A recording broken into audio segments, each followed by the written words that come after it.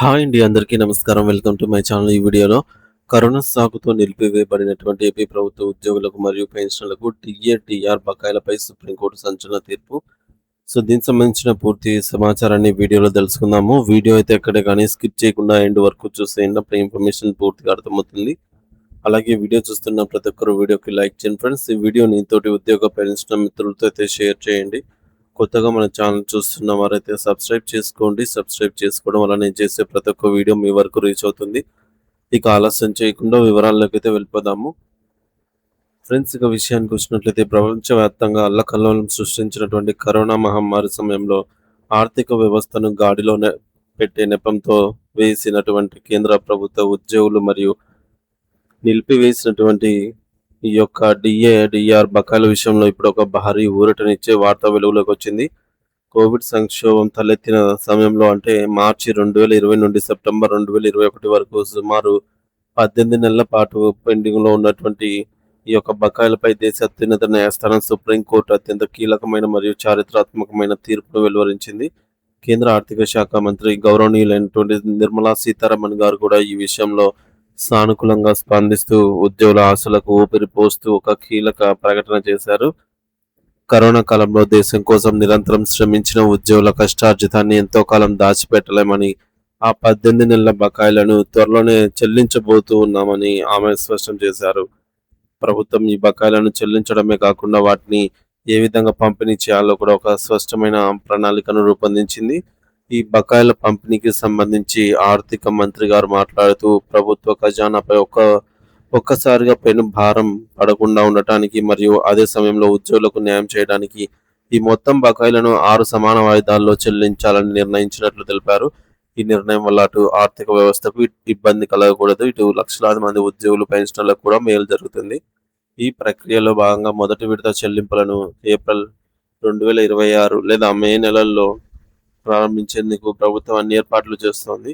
అంటే చాలా కాలంగా ఊరిస్తున్నటువంటి ఈ నిధులు ఈ నెలాఖరులోపు లేదా వచ్చే నెల ప్రారంభంలోనే లబ్ధిదారుల ఖాతాల్లో జమ అయ్యే అవకాశం ఉందని ఆమె హామీ ఇచ్చారు. ఉద్యోగుల సంక్షేమం పట్ల ప్రభుత్వానికి ఉన్న చిత్తశుద్ధిని ఈ సందర్భంగా ఆమె పునరుద్ఘాటించారు. సుప్రీంకోర్టు తన తీర్పులో అత్యంత కీలకమైన అంశాన్ని ప్రస్తావిస్తూ డిఏ మరియు డిఆర్ అనేవి కేవలం ప్రభుత్వం ఇచ్చే ప్రోత్సాహకాలు కాదని, అవి ఉద్యోగుల చట్టబద్ధమైన హక్కులని స్పష్టం చేసింది. కోవిడ్ నెపంతో ఈ యొక్క నిధులను నిరవధికంగా నిలిపివేయడం సరికాదని అభిప్రాయపడిన న్యాయస్థానం నిలిపివేసిన కాలానికి గాను వార్షికంగా 8.5% వడ్డీతో సంవత్సరానికి కలిపి ఈ బకాయిలను చెల్లించాలని ప్రభుత్వాన్ని ఆదేశించింది. ఇది ఉద్యోగ సంఘాల పోరాటానికి లభించిన అతిపెద్ద విజయంగా భావించవచ్చు. ప్రభుత్వానికి మరియు ఉద్యోగులకు మధ్య ఉన్న ఈ ఆర్థిక లావాదేవీల్లో పారదర్శకత ఉండాలని, నిర్దేశిత కాల పరిమితిలోగా వడ్డీతో సహా చెల్లింపులు పూర్తి చేయాలని కోర్టు ఆదేశించడంతో ఇప్పుడు కేంద్ర ప్రభుత్వం ఈ దిశగా అడుగులు వేస్తోంది. వడ్డీతో కూడిన ఈ భారీ మొత్తం ఇప్పుడు పెన్షనర్లకు వృద్ధాప్యంలో అతిపెద్ద ఆర్థిక ఆసరాగా అయితే మారనుంది. కేంద్రంలో జరుగుతున్నటువంటి పరిణామాలను గమనిస్తున్న ఆంధ్రప్రదేశ్ రాష్ట్ర ఉద్యోగులు కూడా ఇప్పుడు తమ బకాయిల విషయంలో ప్రభుత్వం నుండి స్పష్టత కోరుతున్నారు.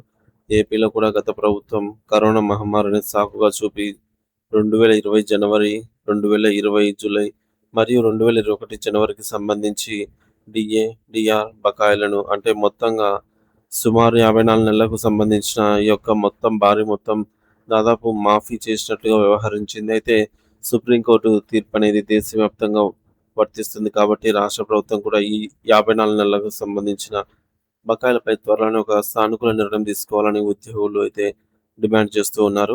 కేంద్రం 6 విడతల్లోగా చెల్లిస్తామని చెప్పినట్లే రాష్ట్ర ప్రభుత్వం కూడా ఏదైనా ఒక షెడ్యూల్ ప్రకటించి తమ బకాయిలను విడుదల చేస్తే అది ఉద్యోగులకు మరియు వారి కుటుంబాలకు కొండంత అండగా అయితే ఉంటుంది అని వారు భావిస్తూ ఉన్నారు.